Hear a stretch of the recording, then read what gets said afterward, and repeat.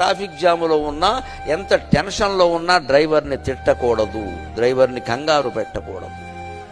కొంపలు అంటుకుపోతే వాడు ఏం సార్ అని ఇలా తిప్పాడంటే మొత్తం ఫ్యామిలీ గోవిందా.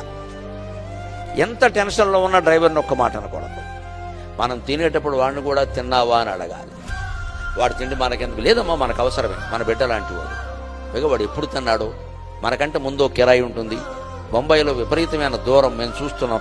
ఎక్కడో ఓ కిరాయి ఒప్పుకున్నాడు, 2 గంటలు ప్రయాణం చేసి వచ్చాడు. వెంటనే మనం ఎక్కేసాం. మళ్ళీ ఇంకో 2 గంటలు. వాడు మధ్యలో కాఫీ అయినా తాగద్దా, టీ తాగద్దా, ఇంత రొట్టె ముక్క తినద్దా?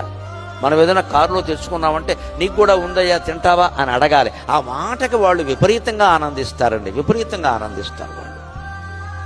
మళ్ళీ మనం ఎప్పుడు రమ్మన్నా వస్తాడు. అటువంటి డ్రైవర్తో మనం తగాదా పెట్టుకుని ఏంటి టైం టైం టైం టైం అంటే ఓకే సార్ అని ఒక తిప్పుతాడు. యమధర్మరాజు టైం చూపిస్తాడు. మీదే కదా తిప్పమన్నారు.